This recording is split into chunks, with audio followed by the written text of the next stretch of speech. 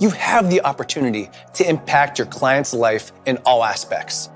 The updated weight loss specialization will help trainers in many ways expand their career. For the first time, we talk about the psychosocial aspects, the sociocultural. You're going to be able to truly understand what your clients are going through when they have a specific weight loss journey. All new information, new trends. We were able to develop what we called personas. To provide examples of what you might experience as a fitness professional when you encounter a client. And build confidence as the months go by. I'll feel more comfortable in my skin. My self-confidence will improve. Empathy is something that runs through the weight loss specialization. It's about guiding people. Regarding nutrition, regarding exercise. I can go to bed at night knowing that I've done something good for the world. It's great content and a blueprint for how to get results with your clients. We put together a complete solution to help you, the professional, become the next weight loss specialist. I'm Brad Dieter. Ken Miller. Casey DeYoung. Wendy Batts. Nolan Highland. Mike Fanagrassi. Welcome to NASM's weight loss specialization course.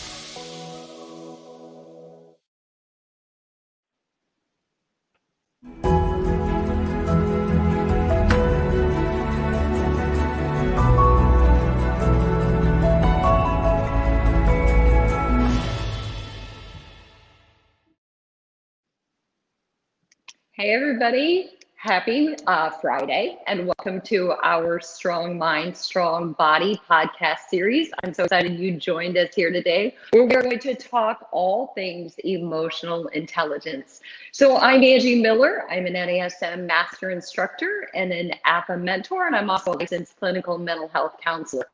So our series today, or our podcast today, is titled Why Emotional Intelligence is the Secret Sauce to Your Success. Because let's face it, emotionally intelligent people are socially savvy. They have great personal insight. They seem to build a tribe naturally, and they have great relationships at work and at home. So I have an amazing guest with me today, Jamal Gibson, and he is the fitness manager at Burn Bootcamp. But before I introduce Jamal, I do want to share a quick freebie, because when I hear the word free, I get super excited. So it's a free course called Emotions in Motion, and I recognize this because I actually wrote this CEU article. So through the end of December, this article is a free course that NASM is offering, and you get free CEUs. So don't miss out, because you know the word free is kind of an amazing word, and that's hard to come by. So through the end of December, if you click this link or if you go to NASM's website, you can get free CEUs by taking this course on Emotions in Motion, and it's about exercise and anxiety. So I hope you enjoy it as much as I enjoyed writing it. So let me get back to my amazing guest, Jamal, who I personally think has great emotional intelligence. So Jamal, go ahead and say hi and introduce yourself. Hi, how are you? Like Andy said, I'm Jamal Gibson. I've been I've been a fitness professional for longer than I haven't, so about 23, 24 years. And I think that probably one of the most important things about what we do is learning to build, control, use our relationships to help us, most of all, reach and help all those people we see every day. So it's kind of fun. Like it a lot. Yeah. Well, you know, Jamal, the first time I met you at Optima, and I think that you have a natural charisma. I think that you know how to build a community around you. You're easy to talk to and a good leader. And I think that those are all the qualities that go along with emotional intelligence. So when I wanted to bring this topic to the podcast, you were the person that I thought of. I actually did an Angie's Tips video for AFAA on emotional intelligence. And so we're going to kind of target off of that and talk about some of those tips that I talked about in that video, but I really want to get your insight. So emotional intelligence, I remember Daniel Goleman when that book first came out, and it seems like that it was, you know, really made the headlines back then. What's the difference between IQ and EQ? But I think that now, more than ever in this kind of disconnected world, emotional intelligence should be at the forefront again. Because whether we're seeing people face to face or whether we're seeing them through a computer screen, that ability to connect with individuals, to show empathy, to meet them where they're at is really the difference between that trainer who can build a tribe and the trainer who can't. And you know, while IQ is amazing and credentials and Certifications are amazing. It's really that ability to connect and to reach people that matters the most, right? Oh, 100%. It's you can have the best thing in the world, but if somebody doesn't like you, they won't like what you're bringing. And so it is so important to make sure that you specialize in relationships and you can hear. Because I think that's one of the things I actually watched the video that you made. I thought was fantastic because it does hit on those really important key points. And one of the biggest things for anybody is being able to be a great listener when it comes to the room, when it comes to the individual. So that way that person gives you enough trust in order to listen to the things that you say and to honor those things that you say. And I mean, sometimes you can feel out the situation, save yourself a lot of trouble, navigate it well, and most of all, get the most for you and also those people you're trying to reach, all from a couple of very key tips. And if you don't have those skills naturally, those soft skills naturally, then I definitely recommend people look at the video that you made. It's simplistic, and you can work on all 4 of those amazing tips that you gave, piece by piece, get better and better, and eventually bring that around and help your, not only your business, but help your effectiveness. And so I think that's awesome. Awesome stuff. Start with a smile. Yeah, and you know, you hit on a key. What's that? I missed that last thing that you said, but you hit on a key thing. Oh yeah, absolutely. You know what? You gotta smile all the time, right? Because that it just presents a welcoming effect, and you know, it presents a more, I think, kind of confident appearance. So the thing is, you hit on a key thing.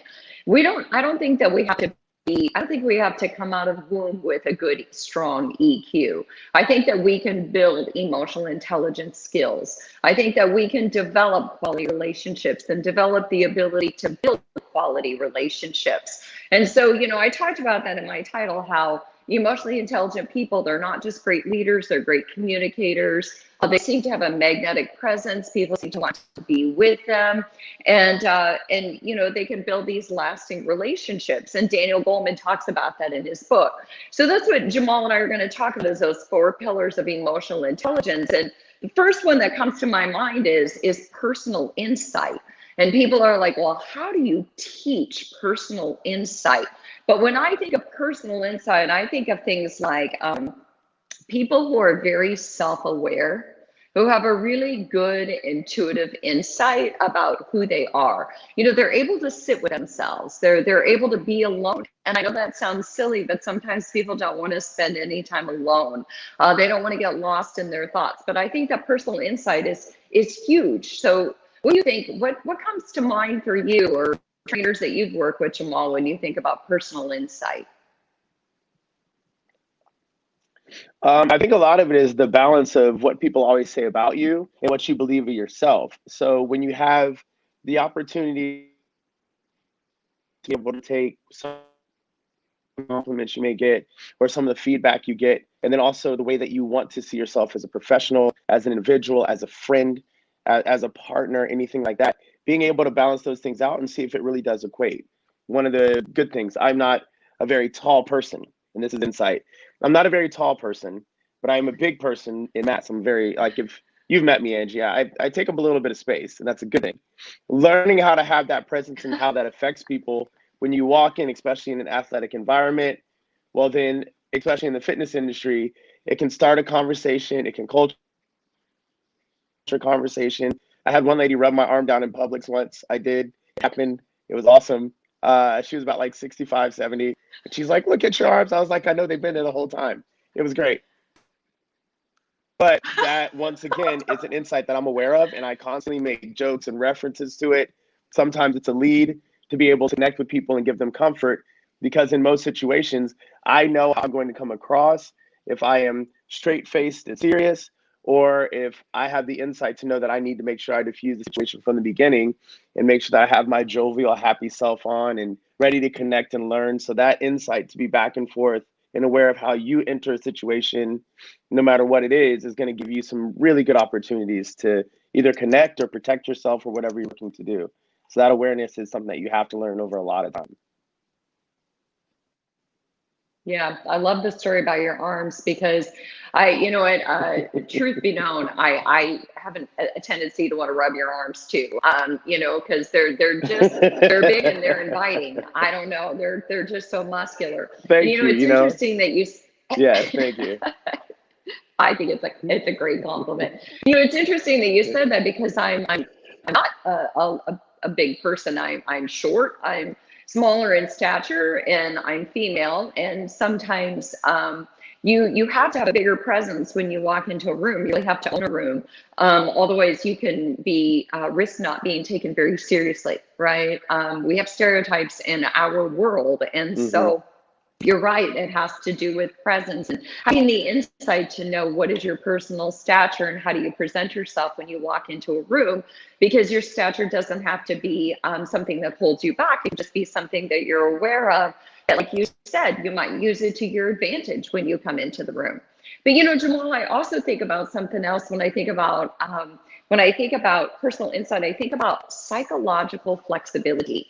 And I use that a lot in mental health, but it applies so much in fitness because it's not just about physical flexibility, it's being psychologically flexible, being able to be adaptable, right? Like not so rigid in the way that we view the world, that if somebody else views it differently, we are so thrown off or incapable of adapting to the situation.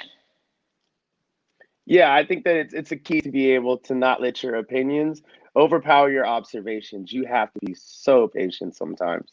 If you just jump to a conclusion because this is the way it was always, this is how it's going to continue to be, it's a very stale mindset. And that sometimes will pin you down and you won't be able the patience to listen a little bit more, take a breath before you respond, take 3 breaths as you respond. That usually does allow you to let the situation kind of unfold, pick up something that might help, learn to ask better questions is also something that connects to that flexibility. Because one of the things that I learned just in working in sport and working around people, a lot of people and in business, is you want to sometimes be the last to talk because then you get everybody's information to share with your own. And that takes so much pressure off of you as an individual. Other times you prepare, that way you can lead the conversation in the direction you want.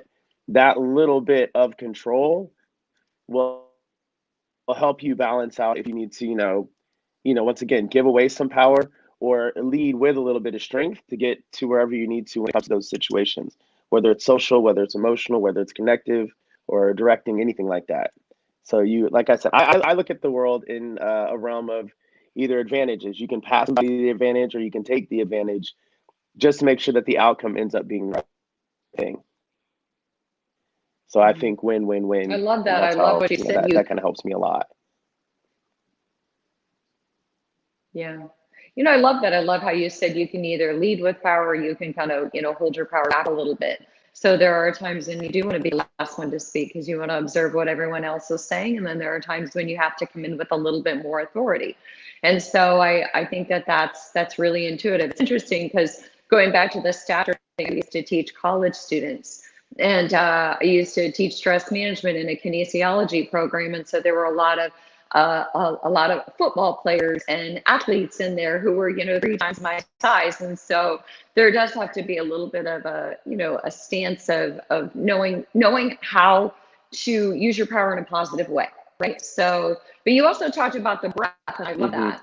That was a great analogy. Say that again, will you?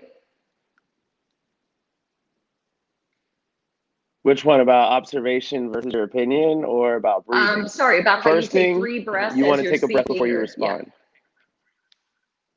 Yeah. As you're speaking, so there's different interactions that you'll have. I don't know if people know this, but burn is primarily women. So learning to make that adjustment from dealing with, male pro athletes to, they want speed to their responses. You have to be super technical. And then you go to a realm where you have general population and women, and sometimes the battle is completely emotional. It has very little to do with the physical journey. I've learned that sometimes you can breathe your way through, take 3 breaths as you respond. That way you're not rushing the information, because chances of that person being able to take the information that you're giving to them right away might not be the same. So I am a fast talker. And so that helps me slow down. So that way I know how fast my information is coming across. I really have to repeat myself, and it allows me to be a lot more effective than if I was to say, talking to somebody who is sprinting and, I need a pulse and a pace. Well, then of course I'm going to speak really fast. Of course I'm going to rush the information.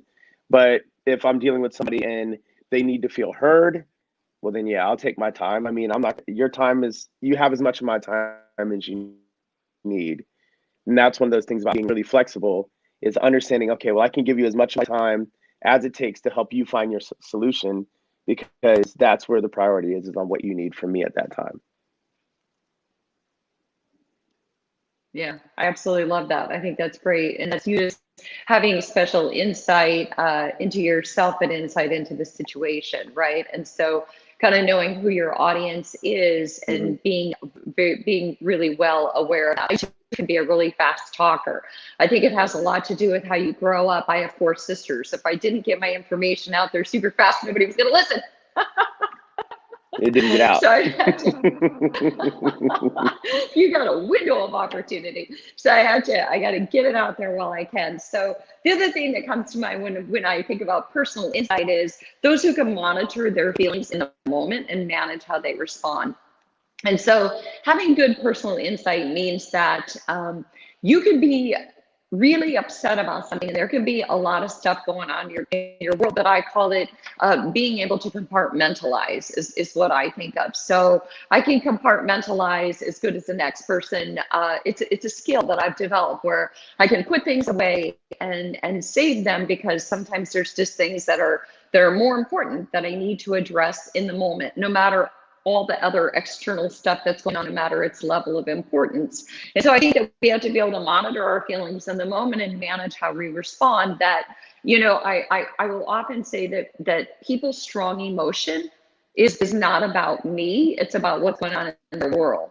And so if people are reflecting a lot of strong emotion onto me, then right away my mind says, yeah, they need to work on that personal insight. That's not for me to pick up, that's for them to manage. And so that's what comes to my mind. So what are your thoughts about that? Well, I know that one of the greatest analogies that I learned when it comes to dealing with your emotions and how to have enough insight for your emotion, typically when we deal with situations we want to respond, it's a lot like waving a gun, right? Like whoever's closest is going to be in the aim point for us. And I've learned that when it comes to your emotions and important points, when you want to get your point across past your emotions, think about it as a bow and arrow, because it's going to take a certain amount of energy to make sure that you hit your target. You're going to have to be really precise when you aim. You're going to have to figure out if it's, this or that when you're trying to share it with that person. So, that helps with your intensity, that helps you with making sure that you're focused. And that's a much better thought process. When I want to get my point across to you, let's say like we get this heated debate over what is the best snack? Like that can go on forever, right? So we get into this debate about snacks. And I know that I'm right. I am 100% right. Because if you are not a sweet person, your life is full of salt and it's bad for your blood pressure, so we're going to get into that argument. What are you? Are you a sweet or a salty person? Oh, I'm totally a sweet person. I'm sweet all the way. I am. Good. Then we don't have to fight too hard. Hidden in my house. That's perfect. So then as we get into that understanding, like if I want to get my point across without offending you, then all I would do is make sure that I understand I'm intense about my point, but my opinion doesn't have to be your opinion for both of us to win and connect in that discussion. It's more important for us to connect in the discussion than to have debate. I agree with you. I think sweet is the way to go. I like my savory, but I love my sweet. So you and I would probably end up finding this hidden chocolate of yours and sharing it, and that would be great if you're willing to share. I don't know. You know what? Depends on what it is. But I love that analogy. You're a great analogy. I used to think I was a good analogy person, and then I met you. What's that? Lots of practice. Trust me. So that's why. Lots of practice. Well, you know what? It's working for you, Jamal. But I do like that. It's true. Sometimes it is like waving that gun. Whoever is in the direct aim, gets the brunt end of the good bad. And so we really have to be careful with that. We really have to be careful that we are not wearing our emotions on our sleeves, so to speak, and that everybody around us is subject to those emotions. So I think that people with good personal insight can monitor their feelings and manage how they respond. And however we find ways to do that, whether they need to journal, whether they exercise, whether they need to have that someone that they talk to, but we have to make sure that we are tapping into where we are emotionally so that everybody around us doesn't know exactly where we are emotionally at all times, because it might just be more than they need to know. Mm-hmm. So the second thing that Jamal, that we were going to talk about yes. The second thing we were going to talk about for emotional intelligence and how to build that EQ is those who are emotionally intelligent have, emotionally intelligent have good social awareness. So they have people skills. They're very socially savvy. They're that person that, like I said, they walk into a room and they seem to have a magnet. They're very charismatic. People seem to gravitate to them. And how do you teach that? But it's those people who are, they're the opposite of what I would call emotionally tone deaf.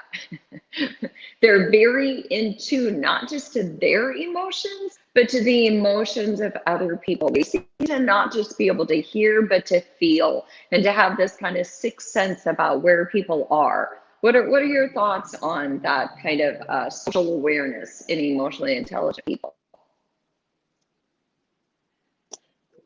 For sure. So social awareness is one of those things that's super important. I am actually a social sensitive. So when it comes to interacting with people, I can walk into a room, definitely feel the texture of the room, the mood. I read people's eyes. I read people's posture. I mirror naturally. I mirror pace. I mirror verbiage. So, and I didn't do that before. Like, it probably was a 5 or 6 year study for me to understand what leverage looks like when it comes to dealing with people. And all that started from coaching professional athletes, working in specific populations. I really wanted to learn how to make sure that I got my point across as easy and as strong as possible. So there was actually a book by Nicholas Boothman, and it's called How to Get People to Like You in 90 Seconds. And it talks about those things: mirroring, reading eyes, all those things. And if you have some of those skills naturally, that's where your charisma gets to kind of live, but be extremely beneficial, because there are some people who will walk in and they will overpower a situation instead of just ignite a situation. And so that's, once again, where you have to have that social awareness to make sure that you understand that if you're at a party, well, you don't want to be the only life in the party. You want to bring life to the party. So that's why I sometimes let somebody else tell their story and, oh, tell me more. Oh my goodness. Was it really that hot outside? Like, you want to keep that going and have that awareness for yourself, because it allows somebody else to really like you, because people will like you based on what emotions you're able to pull out of them and what they're able to connect to in you. And I think that's probably one of the most underutilized things that we have as professionals, is to get people to like us because they can see a piece of themselves in us. And I know, like, when it comes to you and I, physically, it might not be the same, right? Like, we might move two completely different ways, but one of the things that we do connect on is our desire to strengthen how we can make all professionals better in our industry. That passion shines through, that passion feeds another passion, and we can do that for each other. So in that, we are one and the same. And I think that, finding ways to connect is a big part of social awareness, and then learning how much to turn your dial up and down as you navigate any social situation is super, super important for somebody with a great amount of EQ. Yeah. And, I actually had to take a little note there, because you're absolutely right. I think about that mirroring is really important. Like, if somebody leans in to get a little bit closer, then we naturally want to lean in. We kind of want to mirror their body language, mirror their tone. So if they get very soft, then we get soft. If they, so we're not just mirroring, like I said, the body language, but we're also mirroring tone and other types of things. And then you also mentioned a really key word, which is relatable. And that's the key thing. Not that, like you said, we come in and we own the party, but that we share the spotlight, so to speak. We can bring a lot of energy, but we want to bring out energy in other people. So we want to be that relatable person that people are like, oh, I can, there's something in her that reminds me of something in me. It's like reading a really, really good fiction book, and we love it because it makes us really relate to that author and that story. And all of a sudden we are part of that storyline and we are part of the characters in that story. Yeah, and that's so important to see everybody and not just yourself. That is extreme social awareness because there's millions and billions. So when you think the world revolves around you, it's a big difference. So different. So that's good. Right, right. Yeah, just being able to pick up on social cues too. You know, sometimes I think some people are just very good at picking up on social cues. It's funny because even before we'll go to a social gathering, my husband will often have me be his kind of his watch person. You know, he doesn't pick up on social cues as much, and he doesn't do the mirroring as much. And so, you know, we talk a lot about that. You know, social cues when you're in a social situation, and just reminding, just remembering as individuals that we only see the world through our own lens, but we only know what we know, right? But we don't know other people's stories and their journey. So sometimes when we go into a social situation or we're working with our clients, we have to think about broadening our lens and trying to see the world through their lens, the way that they look at life, so that we can make ourselves have more empathy and compassion for their story. Yeah, I typically make sure that I give anytime that I'm training a trainer or working with an individual that's trying to make sure that they enrich their lives, I tell them that the secret to appreciating people, just as a whole, the people you want to help or the people you want to interact with a lot, is to find one thing that you can learn about them because you'll appreciate them more. Okay. So you and I, we both have daughters. So as you learn that about a person, that's a connective point.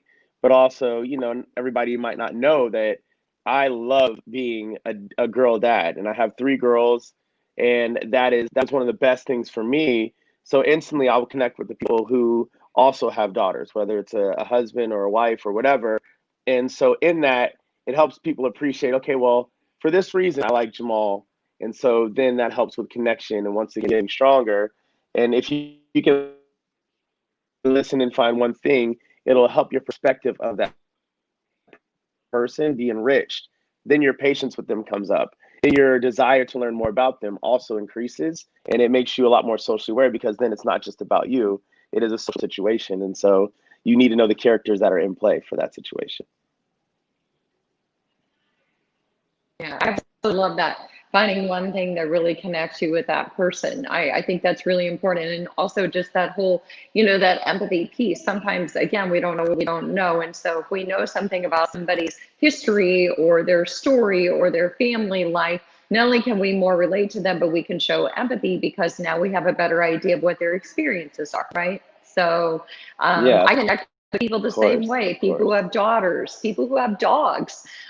You know, I connect with people who have lost a parent. There's different ways that we connect with people because we feel like, sometimes we feel like people wouldn't understand unless they've walked a day in our shoes. Yeah, for sure. For sure. So, you know, Jamal, the other thing that you and I kind of talked about was those who are relationship savvy. So they know how to, not that they jump relationships, but they know how to build and cultivate and maintain relationships, not just at work, but at home. They've got these healthy relationships, you know. I tend to trust people who have held on to relationships for a long time. Like one of my best friends, I've known her since kindergarten.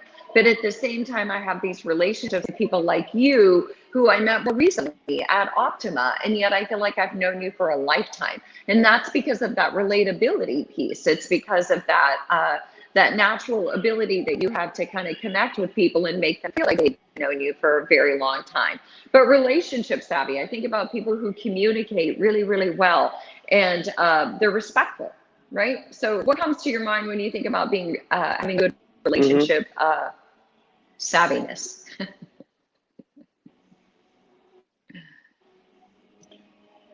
I think the closest and most important thing when it comes to connecting in relationships is to see kind of how you relate to that person. So once again, relationships go back to not only need, but also connection. Like one of the reasons why fitness professionals will love talking to other fitness professionals is the familiarity of the conversation and how it's going to go.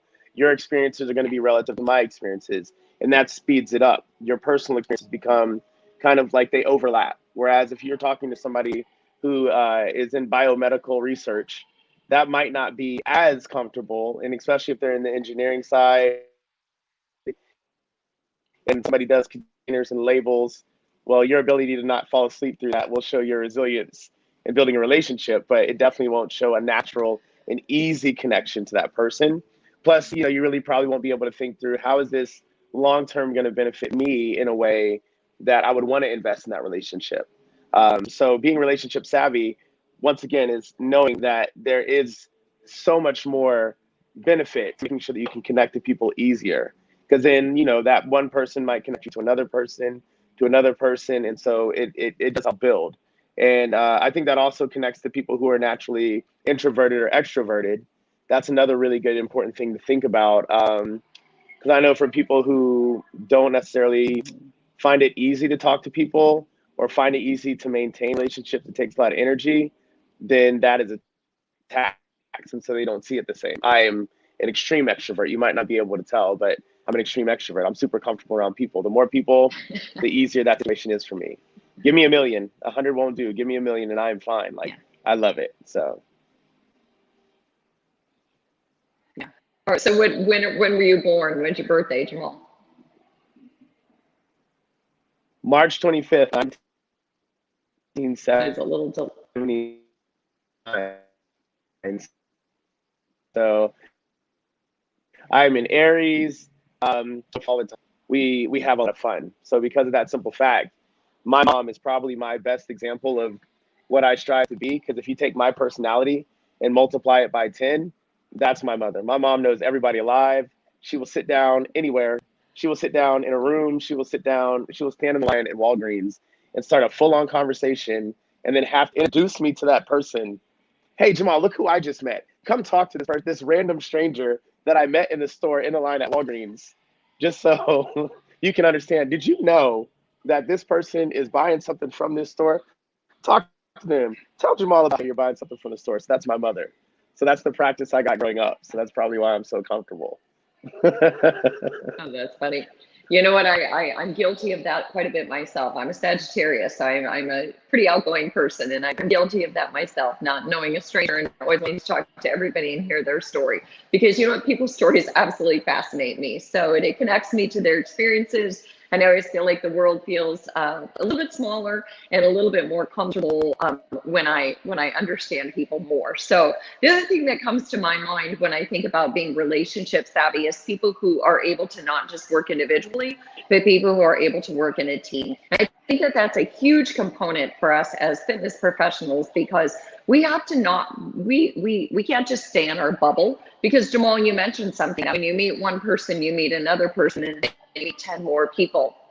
If we stay in our bubble, we really insulate ourselves and our world and our impact on people. And so we really have to be able to work individually, but also be able to work in teams, be able to inspire not just our clients, but to inspire one another, and to not see each other as a threat, but to see each other as an opportunity to grow our field and our own personal brand, because we can learn so much from one another. So I think a lot about that, just being able to work with other people.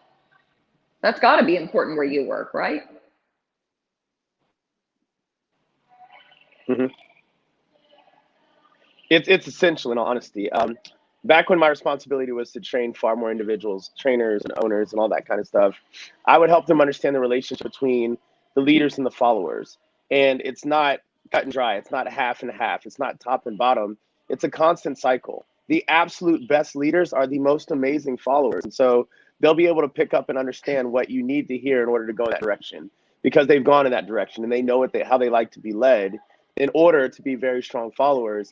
And so that was one of the things that I probably focused on the most to make me stronger in relationships, is understanding leadership, understanding people, understanding emotion, all that. Like just really trying to have a better balance when it comes to the things that I would not be aware of unless I studied. And preparation will give you so many gifts. And so if you make yourself better, then you'll be better at dealing with other people too. So that's how those are connected for sure. Yeah. Yeah, for sure. And it's not just, I think of when I think of relationship savvy, I think I have to not just be comfortable with my own emotions and be insightful about my own, but I have to be comfortable with the emotions in other people. So, if somebody starts crying or they have an emotional response when they're in a fitness class or when I'm working with them one-on-one, I don't want to be the person who needs to hightail it out of the room because I'm so uncomfortable with the emotion. Or maybe I have to resolve my own emotions. And so it makes other people's emotions, it puts me in a weird spot with them. And so I think that being relationship savvy means that you are comfortable with your stuff, which then means that you're comfortable with other people's stuff. That's a pretty big thing. Yeah, for that's so important. I'm probably the easiest person to cry around, which is so funny. I don't cry often. In fact, I'm more likely to cry from watching a movie or a commercial than in real life. But just in an everyday situation. But one of the things that I've learned is because I'm really good at connecting to emotion, I'm also really good at being able to turn down and turn up a situation that has high emotional content to it or a resonance of emotion. So let's say there's a very strong situation. I'm also extremely good at using it because of my practice and my understanding of my own emotion, of the emotions of others, and then how to direct that to the task.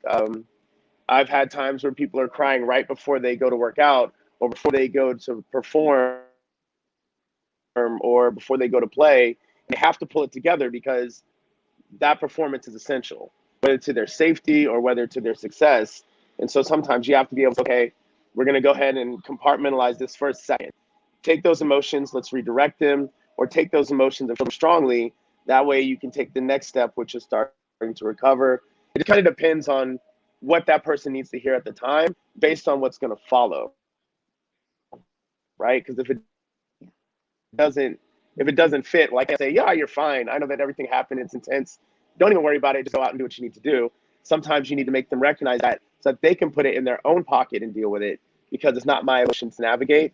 Other times you share that emotion, it makes it way easier for that person. And that's one of the things I think in this environment that's really difficult is because we don't have the ability to connect the same, right? So like, because we aren't side by side and tangible, that part of connection I feel is gone. So we really have to turn on our listening and really have to make sure that we're catching what people are saying through their postures and through their, all their nonverbal or non-spoken or recognized cues to make sure that we can still have the same effect when we're talking to them, especially if you have consults with your clients or whatever. You really have to watch and listen and pick up on those small things. That way you do a much better job with their emotions and what they don't say, because most people don't even know how to verbalize what they need to get out. So I think that's also important is, making sure you just listen a little bit better each time. You'll get better at it. It's a good practice. Yeah, I love that. I think that's true. It's so much of what we're doing now is virtually, and so people are really, really tapping into what they're seeing through the screen. They're trying to feel your energy. They're trying to really connect with you in a very unique way. And it's funny, Jamal, because even today there's a delay, and so I think there might be a delay with you and I, and so it's navigating that nuance of when you're virtual, things aren't going to go as fluidly as they are when you're face to face. But I love what you said about tapping into people's emotions and knowing where to go with that. And that's why we have to be comfortable with other people's emotions, because for some, we can say, look, I need you to use that angst or that strong emotion that you're feeling right now and use that to your advantage when you're out there on the field. Or we have to be able to pick it up and take a look at it and know what to do with it and not just negate it, because that makes people feel like they're invisible and we haven't really heard them or understood where they're at. For sure. And especially having the opportunity to be in a women primary population for a lot of young men. Like when I was in my 20s, early 20s, luckily I was extremely fortunate that I've been privy to so many great teachers that showed me how to deal with populations and not belittle women in certain environments and that kind of thing. Because the one thing that I noticed is a lot of the athletes, they are so exceptional at their skill that they are seen far better than most people recognize them. And I worked in pro golf for a little bit on the LPGA with a specific population. And these were some of the most tremendous skilled athletes I had ever worked with. And so therefore they want to be respected for their skills. And so when you went to connect with them, you had to make sure that you didn't baby them, you didn't belittle them, you didn't say little girl, you didn't minimize their capabilities because they were women. Because I mean, them outplay anybody. Doesn't matter if they're man, woman, normal person, anything. They were fantastic. And so that was one of those things that I learned really fast, is how to connect to those skills and let people be seen exactly how they desire. Yeah, that's excellent. And that has so much to do with just that being relationship savvy and being able to kind of meet people where they are. And so the last thing that you and I talked about was self-regulating. And we've kind of targeted a little bit. It's just about basically what comes to my mind is impulse control. You know, I call it a filter in the brain between what I really want to say, but what actually comes out of my mouth. I have to have a really strong filter. And some people, you know, their filter isn't so strong, like it's like a spaghetti strainer, and they have great big holes, and just too much stuff falls through the filter and doesn't get filtered out before it comes out of their mouth, and that's what gets them into trouble. But you know, maybe we need some smaller holes in that spaghetti strainer so that we catch some of the things that maybe shouldn't be said, or maybe we need to navigate or massage the way that we say it, that when it does come out of our mouth, it doesn't land on people in a way that's going to have adverse effects. So something in the brain that filters out, you know, the difference between, you know, what maybe we should say and shouldn't say, and when we should say and how. Yeah. Well, you know, there's mush, metal, and then mesh, right? So some people, their filter is mush. Nothing stays in, everything comes out. There's people who are mesh, they're a little bit better. Still some things get out that don't need to be done. And other people never say what they need to say. So they wonder why they have so much conflict or so much confusion. So I think it's a really good balance of, like you said, learning what parts you need to say and share, and which parts you keep to yourself, so that way you don't change somebody's perspective or perception of you. And also so that you don't navigate the situation in a direction where you can't recover it, or even so, just add to stress in that situation. So, I mean, it's so funny. And I am guilty of this. I will say this. There are times where, you know, I have the freedom to be able to respond openly, because there's no way I would say that to somebody. But it is good to connect with those emotions of saying it, and getting to overreact and all that kind of stuff, and then taking a rational approach and then going to that person and saying, okay, this is what I need to share with you. This is my insight, my response, my turn for what you're saying, instead of, no, you don't come at me like that, like being better about it, which is fun sometimes. But yeah, definitely practice your filter, please. Practice your filter to your benefit. We probably do that. We probably do that more in our marriages. We have a little bit of mush, right? We probably let a little bit too much stuff fly. For sure. So yeah, that's self-regulation. Just being able to keep our emotions in check. Being able to think before we speak. So, you know, and also being able to make informed decisions. I think about self-regulating, being able to make informed decisions. So not making knee-jerk decisions, right? Not just like spur of the moment and having to react rather than respond. So, you know, it's not like, don't wait until the train hits you and then it all comes out. You know, know when to get off the tracks and just make an informed decision so that it's not so knee-jerk. Well, life is progressive, and I think that is probably one of the best lessons, one of the strongest reasons to have bravery in your interactions. Learn to embrace the things that are hard, run from them, because from the experience, you're going to be able to navigate the next occurrence. And so constantly, you know, embrace sometimes your emotions and be ready to feel all your feel. That way you know exactly what to do if it ever comes around, because honestly, life sometimes is a predictable cycle. And you can see what you learn from one experience to the next. That's going to help you do it easier and easier and easier. So try and enrich your life. And, you know, if you have a tough situation and you can't get through it by yourself, it is not only that you'll have to only self-regulate. Sometimes guidance helps a ton. Learn from somebody else's experience. Like, learn what somebody else did terrible. That way you don't do what they did terrible and have a worse result. So it's sometimes good to do that as well. That'll add to your self-regulation and speed. So. Mm-hmm. Yeah, I love that. Absolutely. We learn from each other, and we learn from other people. If we have a common problem in all of our relationships, then probably the common denominator would be us, right? So our relationships are like a reflection of who we are and how we respond to people. So again, if we have a common problem or if we have a common success, it probably has a lot to do with that common denominator, which is us. So I'm really glad, Jamal, that you joined us here. Again, I think you have great emotional insight. Your analogies are fantastic. And just kind of as a recap, when we talked about emotional intelligence, we talk about those who have a strong EQ, have good personal insight. They are very socially aware when they're in social situations. They're relationship savvy and they can self-regulate. They're the kind of people that we want to work with in the fitness profession, whether it's a trainer or a fitness instructor, or whether it's just a colleague. Those are the people that we want to be around because we just naturally gravitate to those emotionally intelligent people. So thank you, Jamal. Thanks for sharing all of your insight. Thanks to all of you for joining us. Do submit any questions or comments, because even if we didn't catch them in the moment, I'll go back and I'll look at them later and we'll respond. Any last words, Yes, Jamal, thank you so much. Awesome. Thank you so much. Thank you guys for your time. Hope you learned something and have a ton of fun. Good luck in the future, and always give it all you got. That's all I got to say. All right, you guys have a great weekend. And until next time, thanks for joining us on the Strong Mind, Strong Body series. And by the way, you can also catch the audio version, the podcast version on Spotify. So you can look for it there. You can listen to it in your car. So have a great weekend and good health to everybody.